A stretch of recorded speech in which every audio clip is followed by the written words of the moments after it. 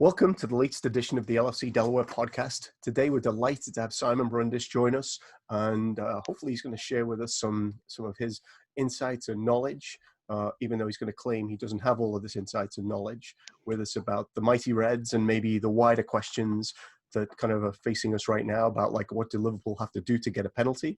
So that will be the kind of stuff we're talking on. We're very excited to have him.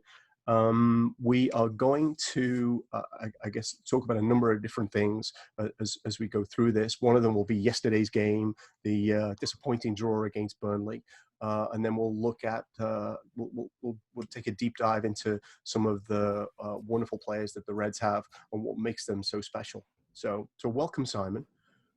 Thanks for joining us. We're going to do what we usually do at the start of our podcast, which is to kind of understand kind of what's your Liverpool story. Where do your kind of memories go back to in terms of this wonderful team?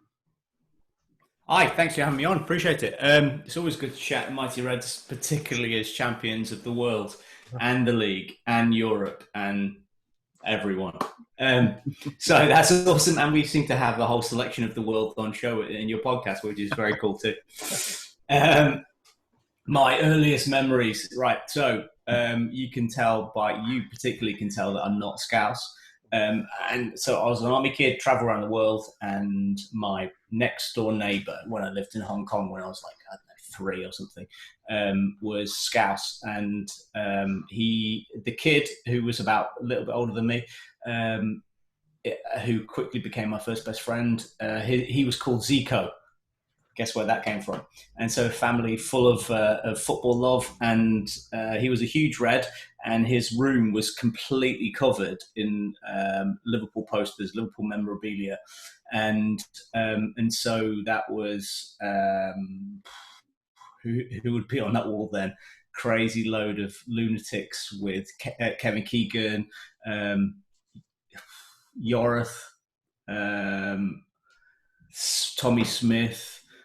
Crazy Horse, Jimmy Case, and then into probably where I first remember that like great 82-83 season, where we won the league three times in a row. Souness, Dalglish, Rush, Hansen, Mark Lawrenson, Phil Neal, just great players all over the pitch. So in the classic years, that's where my memories first come from. Wow, awesome. And for our younger viewers, Crazy Horse is Emlyn Hughes, just to be kind of for clarification. So when did you start going to watch them in person? First game, crazily, was the derby in the FA Cup final in '86. Wow. So that's not a bad first game. Yeah, that was awesome. And then I think first time to Anfield was 89. It was the 89-90, the great season up there. And I saw 2 Aldo goals. I honestly can't even, I should look this up. I can't actually remember who we played against. But yeah, that was the beginning for me. That season I saw us beat City away.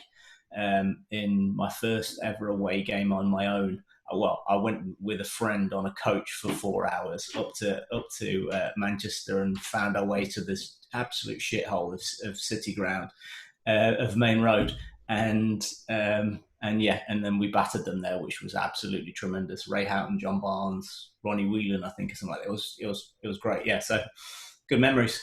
Yeah, I kind of like the shithole of the ground, by the way. Just saying.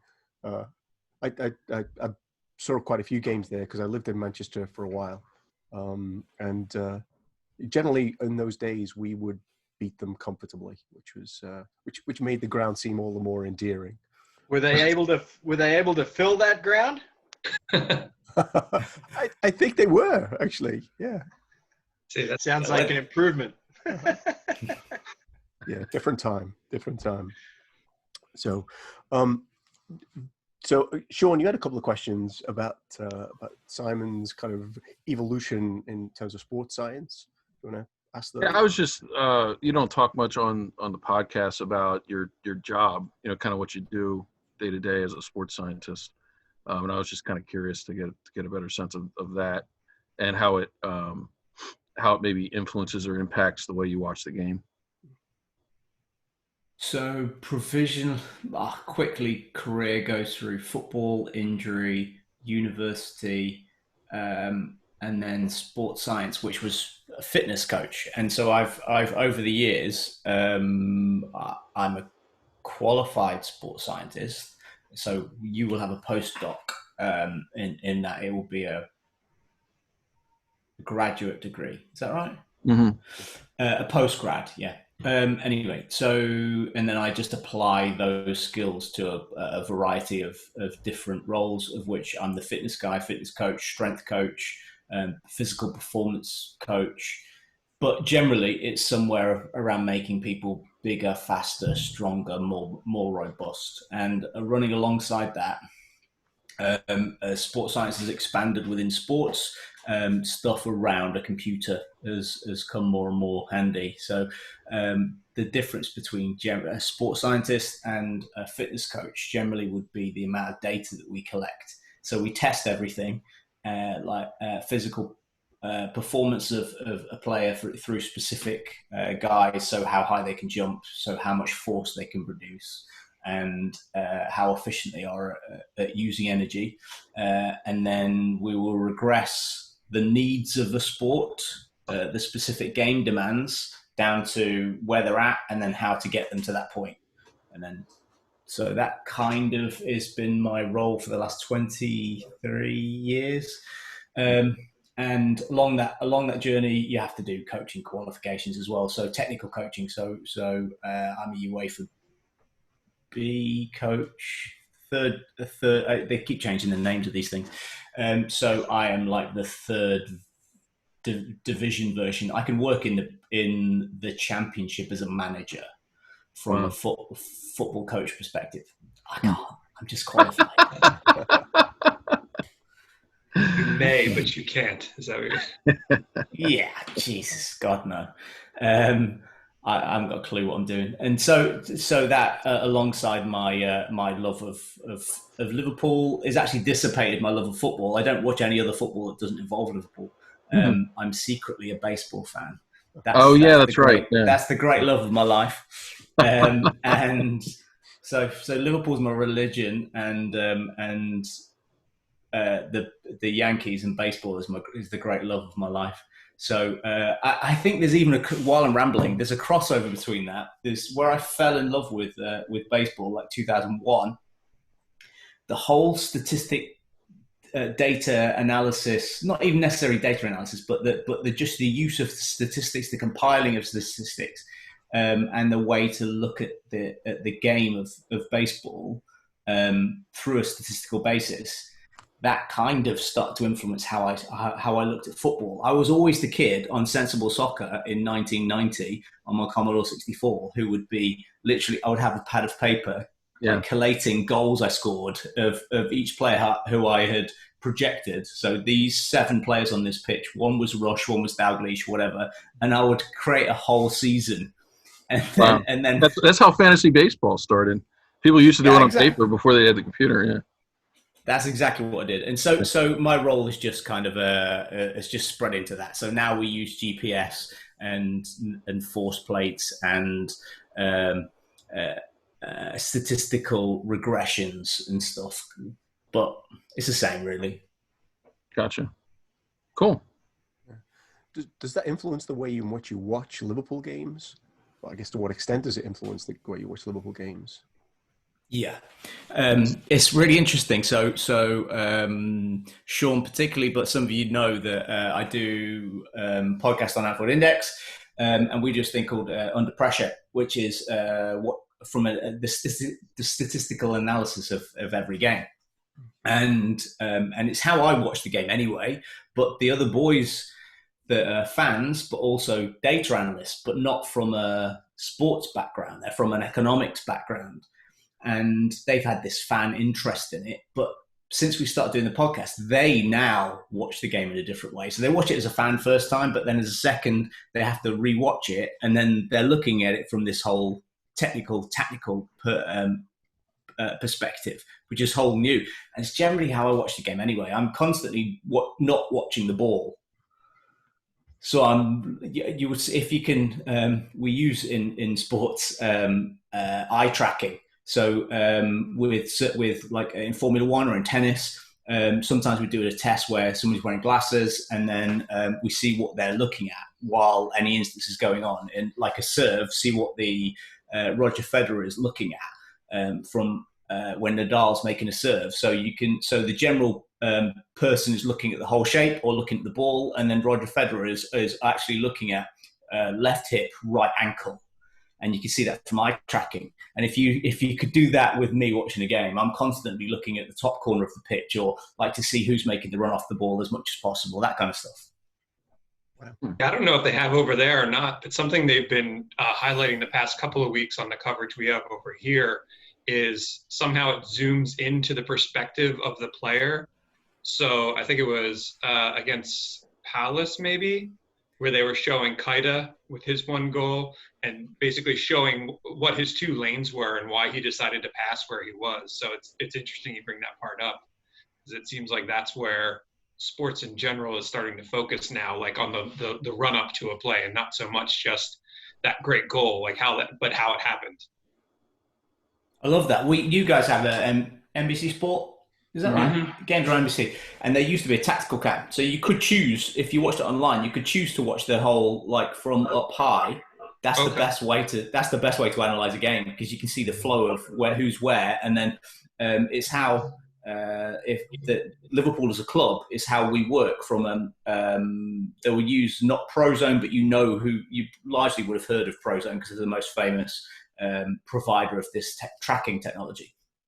But they'll have basically a computer screen that just looks like checkers board of players with a ball, and they'll just swarm around the ball, whatever. So part of what Liverpool's performance and analytics department has figured is this thing called swarm technology, where they're using literally how swifts react with each other, birds, to move together, but then also how they perceive space and how they can find this millimeter of space, and then how that impacts everybody else. And it's way smarter than anything I can do, but that's a big step back from where they are. And if you can see a game that way, you get much more of an insight into how I think it's the best way to watch us, particularly because we control space with the ball and without the ball better than anybody else. And that's the thing that we've done since Christmas last 2018. I think there was a progression, and now for the last 100 games, we control space better than anybody else. That's why we win. So is that technology they're using to analyze games, or is it both, or is that what they're using to find players that can play this way? All of those things, but mainly it's tactically for us and our opponents. And then they look at, because they have much less of this data, because football clubs don't share it. So there are really 5 different tracking companies that work within the industry, and they'll have a specific license with each club, and they don't share that data. So Liverpool can't see how their opponents play from a deep dive of AI, because unless it's with unless they've agreed to, because they just don't have access to that data. So it's hard to recruit that way. Will that affect training as well? In terms of, you could have gone this route and instead you went that route. So maybe in the future. Yeah, 100%. But that's probably a regression back to what's more normal. The stuff that they're doing, like the stuff that you just said now, the great coaches should be able to see that. So what you don't see is what you're saying about Keita and that bullet time, where it zoomed around to show you where he was at that perspective. When you're at pitch side, that's what you see all the time. So watching a game of football from the pitch is very, very different, even from watching it from the TV or watching it from the stands, because you have the pitch is so much smaller than you think it is, than it seems on TV. Like when a guy has space on TV, it looks like he must have 20 meters, and he's actually got 3. Yeah. And then you're looking for Keita to make the pass into Salah because you can see it 20 meters away, but there are actually 3 guys in between his line of vision. So how does he see that? So he has to be watching the whole time to see where those players come from and which direction they're going to go to. So he's looking at cues of their body position to see which way they're running, so he can time that pass and stuff. And coaches get to see this they see this by because they're right next to the pitch all the time. So they have a better perspective of that. But even that, still an interpretation. Their better view would be from up high. Yeah, what I found really interesting about that particular footage that Timmy was talking about was, I mean, you're looking at Keita's vision and so on, but the really fascinating thing to me was Bobby's movement and how that continually is done with an intention to give someone else some space and to draw someone and even if it's only a step, you take this guy a step away and now all of a sudden there's an opportunity there and, someone else is ready to, exploit that opportunity and Keita with the ball knows that that's why Bobby is doing it. And this, it was really very fascinating. Mm-hmm. So if you look at the great partnerships in history, so how often do you hear it's a very poor cliche, but a very commonly held belief that suddenly Gerrard and Torres they're just in sync. The first time they played together on the pitch, they just link, and they've got some telepathy. It's not telepathy; they just know where they should be and are able to go into the position that they should be in. They're just right. Mm-hmm. That's all.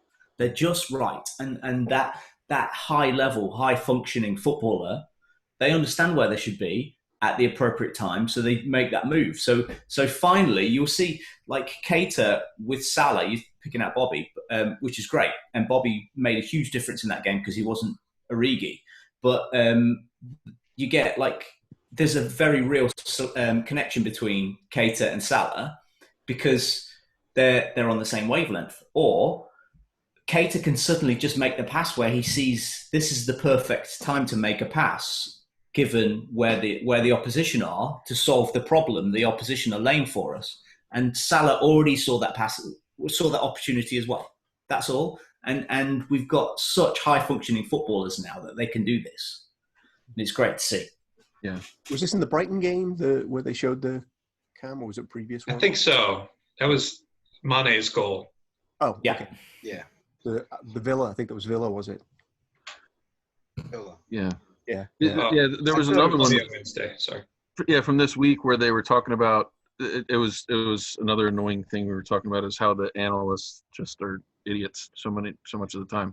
But they were talking about how they gave one away to us, and it was really Naby was timing the press. He waited for the goalkeeper to make the pass, and then he timed the press. And he took the ball off him so easily, and he made a perfect pass so easily that it looked like they just gave us a goal. But it was really just Naby being, amazing. He just made an amazing play, and he made it look easy. But yeah, that's the type of stuff that I think can go unnoticed sometimes. But this yesterday's coverage over here, at least, they went back and they sort of addressed that because they talked about it looked like Brighton had just given goals away, but instead it was Keita dropping back, and it was just like what we're talking about. So he knew where they were going to try to carry the ball out. So he basically let them carry the ball out and then step back into the lane to intercept the ball and then get the goal in. So I think we hear so much about, Keita being a flop and he can't stay healthy. But I think these past few games where he's been given a shot is where he's really showing what his value is and why we're not going to sell him to someone for a cut rate just because he can't stay healthy, because he is definitely thinking on a level that is probably above anybody else on the squad right now, mm-hmm. if not commensurate with some of our more talented players. But I'm a Leipzig fan, as people who watch our show regularly will know. So I've been watching him for a few years before he even came over here. And just that his spatial awareness is ridiculous, just to like know, like you're saying, like where someone's going to be. So if I put the ball through this, someone's going to notice that and they're going to be there. And my brain doesn't work that way ever. And Simon, you had shared, I think on Twitter, a table of a whole load of different metrics about midfielders. And Keita was on top of the list in almost all the categories. The pressing stats. Yeah, he was like off the charts on a per 90 rate, I think, right? Per 90, he is second only to De Bruyne for any of the creative metrics. So of the more advanced XG chain, XG build, which is the total value of every possession, minus shots. And so he is involved in attacking play in a more effective way than any other midfielder not called De Bruyne. But on top of that, he also, like for us, is double the next midfielder in our team. Mm-hmm. But then on top of that, he also wins the ball back more. He makes more interceptions. He has, globally, he has greater pressing and pressing recoveries than any midfielder in the league. So he overall is just per 90 the best midfielder in the league, and that's remarkable. Yeah, I mean, just can't fit. I think one of the issues with him is that he makes it all look so easy sometimes. Like he does these things and he makes it look so easy that it doesn't look like it's hard what he's doing, but it is. You know, like that play the other day. Like most players couldn't do that. You know, even if they were able to press the time to press right and take the ball off, they probably wouldn't get that pass right. You know, so it's true. Yep. He looks like the good bits of Fabinho, of Wijnaldum, and of Henderson mixed in with a bit of Mane and Mulby's passing. It's not a bad combination. Yeah. Bad at all.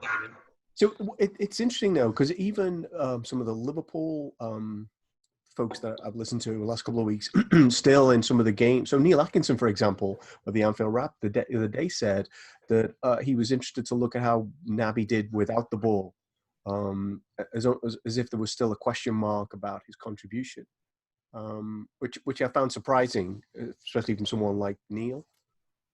Yeah, well, I think it's really lazy analysis, not just from Neil, but from all of the pundits that they basically jumped to the conclusion when Naby wasn't picked like as first choice immediately, which he was when he came in, but then he got injured after game 5, I think.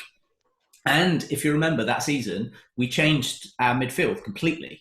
So we went from a 1 and a 2, which he was bought as, to a really flat 3 for a while, and that flat 3 stayed there to cover our fullbacks because we were too open. And so there was a whole new way of playing that he had to suddenly learn while he was in a new country.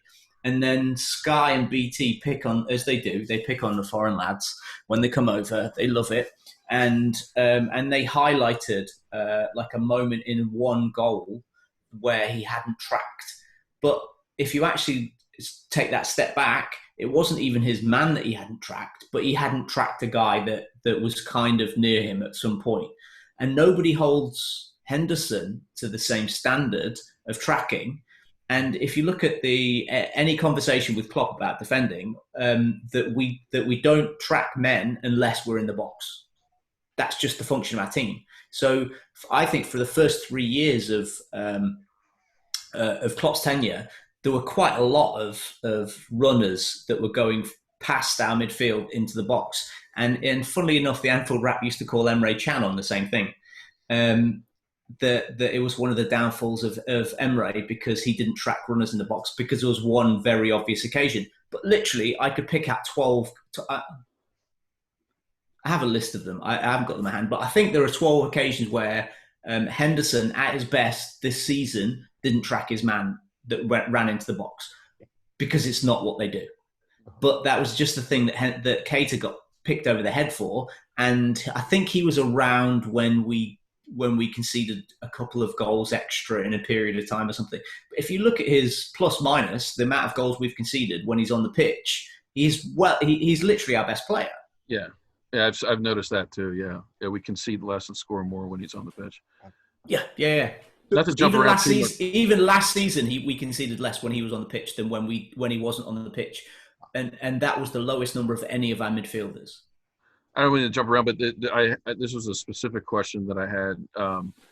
So the goal that Burnley scored, Trent was getting slaughtered for not tracking his man, and I was wondering, like, is he even supposed to be tracking that guy? I wasn't sure. I mean, maybe he was. It was off the free kick. I don't know, but they were trashing him for not tracking his man for this header, and I was like, I'm not even sure he's supposed to be tracking that guy, but I don't know if you saw that. It was straight after a stoppage, wasn't it? As well, it was straight after a drinks break. They called it offside, but it wasn't offside. Yeah, a poorly called offside. Yeah, it was a BS offside. Yeah, but then also Fab was fouled. If the guy had two hands pushing him down to climb above his head, no one picked up on it. It's crazy. In fairness, it's possible he Trent didn't track his man, but I didn't pick up on that at all. Yeah. I mean, and even if he did, I was thinking, like, well, he wouldn't have been able to get that anyway because the guy jumped on Fab's back. Like, what was he going to do about that? Stand behind him? But no, we don't man mark. We don't man mark from free kicks anyway. So yeah. So anyway, I that one annoyed me because they were slaughtering him over that, and I was like, I don't think that's his fault, but I'm not an expert, but just me looking at it, I was like, I don't really think that was on him. But it's another one of those narratives, isn't it, to pick on Trent's defending? Yeah, and that's another one I've seen you look at. Like, it's actually like very false. Like, he doesn't actually give up very many chances. No, and everybody picks on him. Everybody double plays down his side. Yeah, understandably, right? Well, yeah. Well, Verge is on the other side, so yeah. I mean, they're going to pick on the other center back anyway. So we're getting Sean back on track because we'll talk about Burnley. Right. I did want to touch on another foreigner who seems to me to get the wrong end of the stick with a lot of coverage, and that's Mo Salah. And maybe we'll bleed into here a bit about, like, what do we have to do to get a penalty. But tell us from a statistical perspective, how good is Mo Salah? It absolutely astounds me that there is even a debate, and there's debate amongst Liverpool fans, which it dumbfounds me that we have currently the player that has the greatest rate, the lowest number of minutes per goal or an assist in Premier League history ever. We aren't talking a good player here. We're not talking Fernando Torres, who was brilliant, or Robbie Fowler, also brilliant. But Mo Salah is almost half. He scores or assists at almost half the number of minutes than Robbie Fowler. Half. That's crazy. Yeah. So he's twice as good. Yet we're discussing whether he's, even as good as the other attackers in our team, when he is the best of all time statistically. Like, the only debates are Thierry Henry or Alan Shearer, like legends of the game, and we're discussing how good is he? It's just. Well, it's all. And imagine, it's right. Imagine that rate if they actually gave Liverpool a penalty when they deserved one. Oh yeah, that's true. The thing with him with diving, as many penalties as Bruno Fernandes. Yeah, he would have 50 goals a season if we had penalties. If he wore a Man United shirt. Yeah, exactly. Or City. They don't discriminate between the Manchesters. But to be fair, City have nearly 4 times the number of touches in the box than the Man United, and only 1 less penalty. Is that right? Yeah. I saw that chart you reposted. Was that your chart or somebody else's? But yeah, it's my chart. Yeah. Yeah, almost everybody had at least 200 touches per penalty, except for United. Yeah. It's United had 81 touches per penalty. 81 touches in the box per penalty. Liverpool had 293. Yeah. Sounds about right? Unbelievable.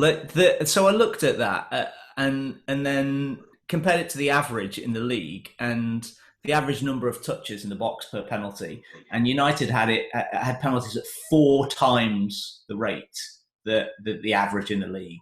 And then I thought, okay, well maybe they've got a lot of attacking players that dribble. So do they have a lot of players do they carry the ball into the box more than everybody else? And in fact, no, it's 10% more than league average, but it's also nearly half of what Liverpool and Man City did. So Liverpool have less than half the number of penalties that Man United have. Makes no sense. Yeah. What is there a way of attributing it? I mean, is it poor refereeing? Is it this kind of false narratives around some of the Liverpool players? What would you say are some of the reasons? Well, we can all have lots of ideas about these things, don't we? But Paul Tompkins has done, I don't know if you've seen it, but from Tompkins' time, he's done a phenomenal, he's written a couple of great books as well, which are over on my shelf. Mentality, big fan, yep.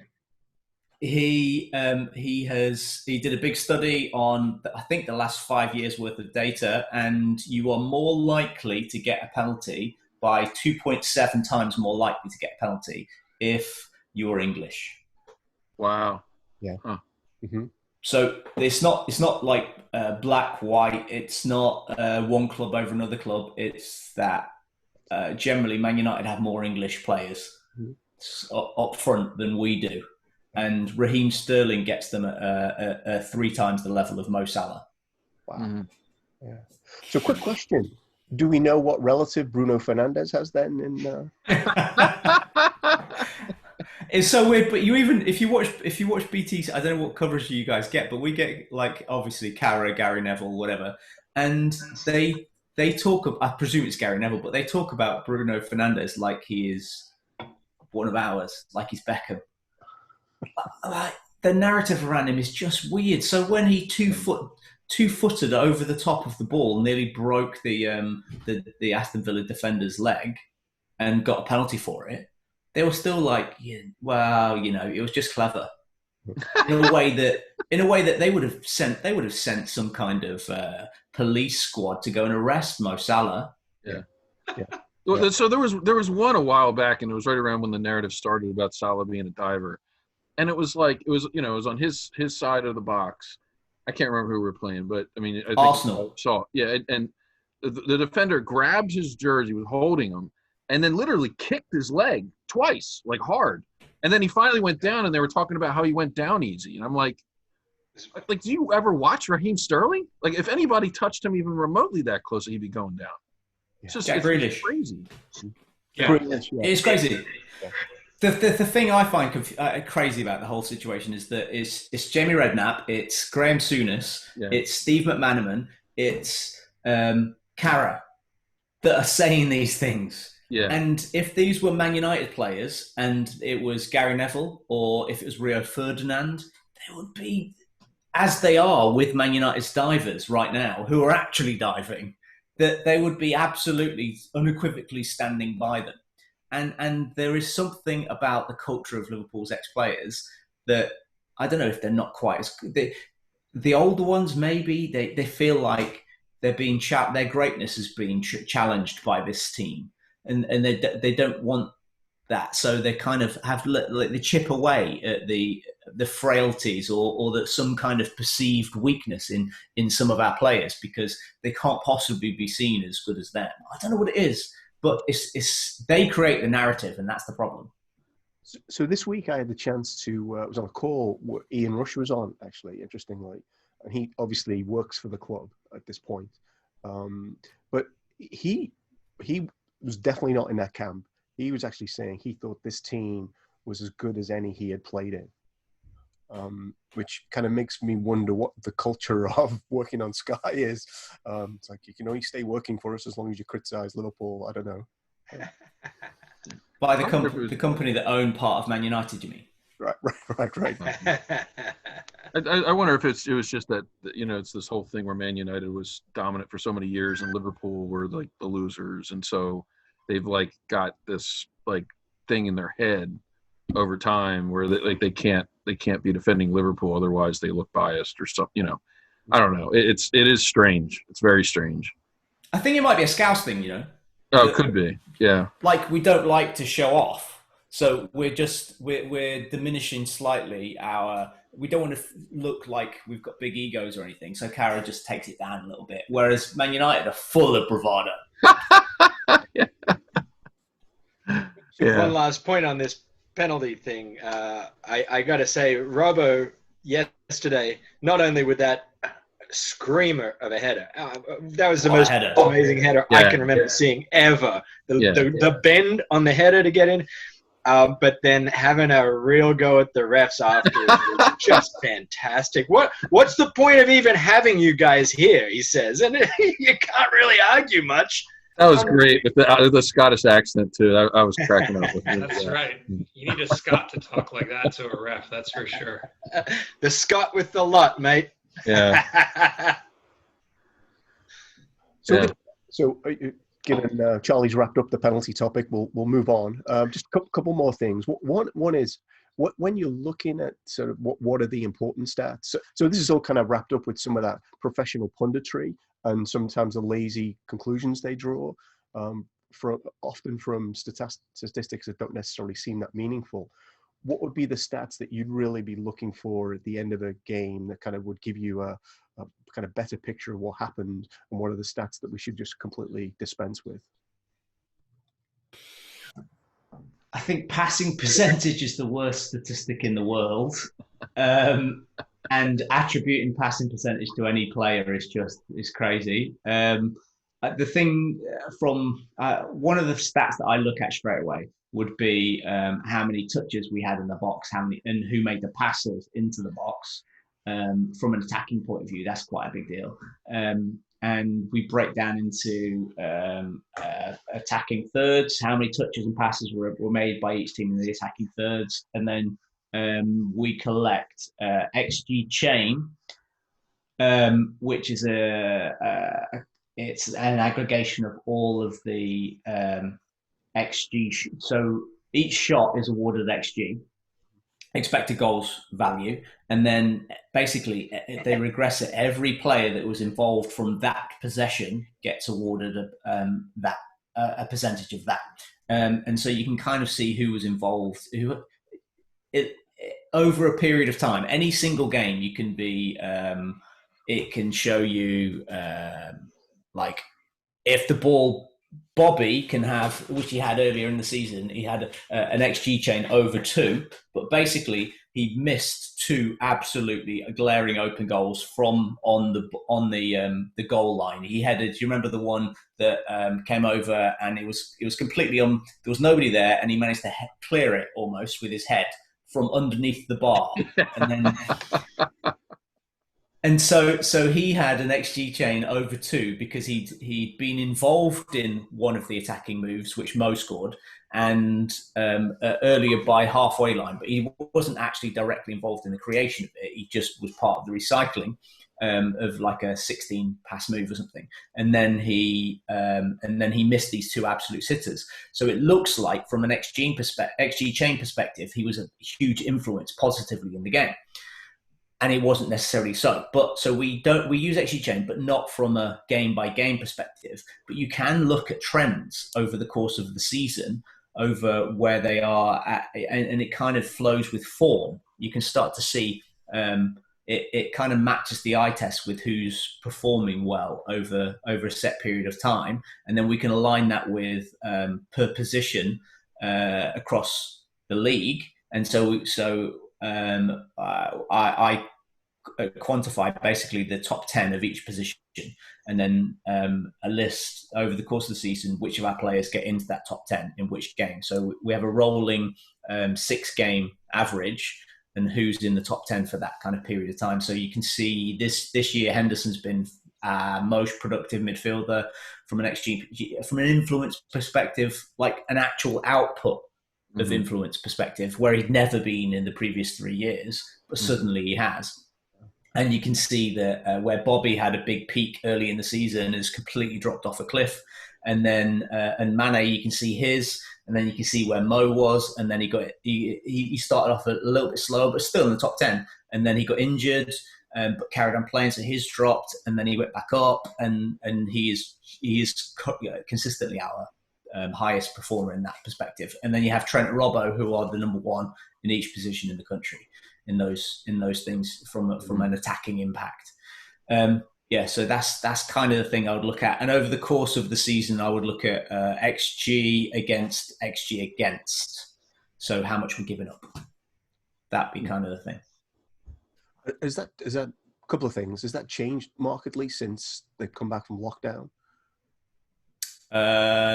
No, so not particularly, but we've started to create a little bit more expected goals and concede a little bit more expected goals. But that's just the nature of the small sample. Yeah. If you look at basically from January, we started to play poorly. So from the winter break, we never quite caught fire again. We were flying up to the winter break. It was Southampton, between Leicester and Southampton, might have been our best period of the season. And then the winter break kicked in, and we never quite found we never looked in gear until Palace. That was the first time.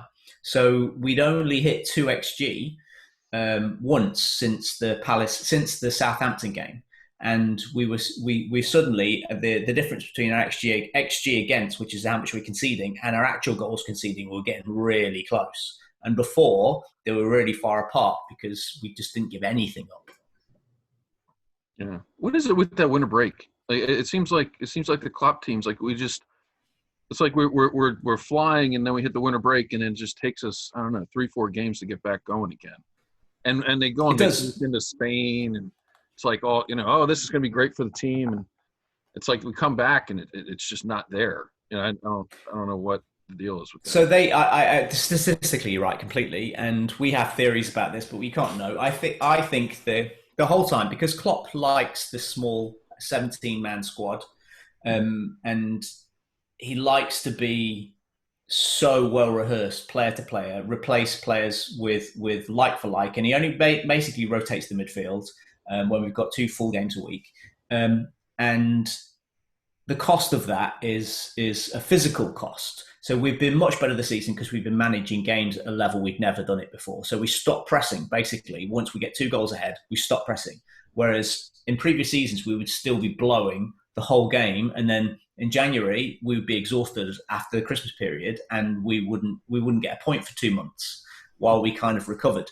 But we've been much better at managing that. And I think it's a huge part of there's so many nuance to our system and how it works and how it flows. There needs to be like autonomous subconscious knowing of where each player is at any time. So if I move here, then the player next to me, I know the player's going to be 3 meters this way away from me. So what you were talking about, Bobby's run earlier, he was just doing the thing he's programmed to. If he doesn't do it, that's the problem. But Keita knew where to play the pass, because when the ball is in this area and the players are in this area, all of the players interact this way, and they're so well rehearsed. So the long-winded answer to this is that when they're away, they lose that rhythm. They just lose a little bit, 1% of that rhythm. And then suddenly a player is a meter away from where they should have been, or where they were expected to be, and then it starts to create gaps. So should we be concerned about Bobby Firmino? See, my thing with Bobby is that he's an absolute genius. He's almost the perfect footballer. So from an athlete perspective, from a coach's perspective of coaching athletes, right? We talk about talent beats hard work unless talent doesn't work hard. And Bobby does both of those things incredibly well. He is incredibly talented, and he works harder than you. Problem with Bobby, if there is a problem, is that when he isn't firing from a confidence point of view, or technically he's doing something wrong, so he isn't at peak form, the worst Bobby still works his nuts off, and he is always in the right positions for the rest of the team to work well. So you replace that, there is not a guy that is in the right positions all the time. So the drop off for the team with Bobby not even playing well, and do you know he's created I don't know how much you guys talk about statistics, but big chances is anything above basically a 0.3% chance. Yeah. And Bobby has created one big chance in his last 20 Premier League games. Wow. And he's our creative force. Mm-hmm. He isn't playing well. Right. But even him at his worst still allows the team to function enough. I think it doesn't flow when he's not playing well. You can see when Bobby is playing well and the whole team thrives, and then we batter somebody 4-0. Leicester, when he's the fulcrum of all of that. But even when he isn't playing well, he's still that. And he's only 29, and I think we've seen the best of him for sure. I think he peaked a year and a half ago. But I think he's probably still got another 2 or 3 years of producing the thing we see right now. So I'm not worried about him. I do think we need a player that can do the technical stuff that he can do better. You think Firmino may be that player? I honestly, I couldn't tell you. I am terrible at scouting, but I don't watch, as I said, I don't watch anybody that Liverpool's not playing. I'd seen him once when we played against him before. I presume I have absolute utter faith in Edwards. So if we bought him, we didn't buy him because he was cheap. We bought him because he was the right fit. Yeah. So, I've been surprised that he hasn't played more, honestly, recently. But yeah, me too. There must be a reason for it. Yeah. I think there's a chance that he's got a little injury or something, because I appreciate the Klopp can get a little sentimental, but Origi must be Schmitzer in training to get a game for us. I don't know if you guys know that Schmitzer was the greatest of all training footballers. And he was famed for being like the greatest player on the planet in training, and then not at the weekend until it's a Champions League final. So maybe Divi and Vladdy are from the same egg. Only score the goals that really, really... Yeah, right. Yeah. And 2 cups to prove it. So, I mean... Yeah, maybe that's all it is. Yeah, well in on that. Okay, so he's going to hang around till Istanbul next year then. Yeah. Right. So, hey, Simon, it's been a treat to have you on, and I love the stuff that you've shared with us. We're going to close with a kind of once around with something you saw about Liverpool this week that you want to call out, and then we'll say goodbye from there. So in the order I can see people, Charlie, you want to go first? Well, I guess I already burned the Robbo's header and ranted the ref, so I'm just going to go with, look, since we've secured the title, this has been by far the most entertaining preseason ever. And let's just keep in mind that that's kind of effectively what we're in at the moment, and we're just trying to fine-tune, and then when we come back, we can do it all again. Yeah. What about you, Sean? What did you see this week? I'm excited to see Nico Williams and Curtis Jones get some time. I thought they played really well yesterday, despite the fact we couldn't put the ball in the net. I thought we performed better when they were in the team, honestly, yesterday. I mean, it was, which is kind of crazy to say, given that they were replaced by Trent and Naby. But they were really. I thought they were both really good yesterday. Even I saw some people giving Curtis some stick online, and I was like, I thought he played a lot of really smart passes. He missed the 2 chances he had, but it wasn't like they were tapping. So I don't know. I was excited to see him play, and I think they looked really good. So that's good for us next year. So I can see Simon nodding. So I'm assuming that the statistical validation of your opinion. Just guessing. Yeah. So yeah, I just agree with you. I thought they did all of the things that the team expect from them. I think the spacing was great. I think they moved at the right times, so they understanding the system and understanding the roles in the system. And it's remarkable to have another fullback that can play the switch like Trent. Mm-hmm. Yeah. So Tim, what was your takeaway from the week? Going to it. That apparently we have seen the last game from Adam David Lallana,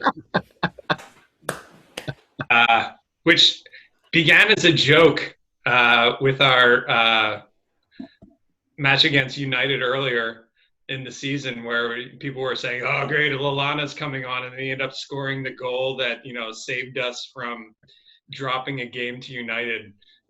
But since then, I've sadly just become a fan of the guy.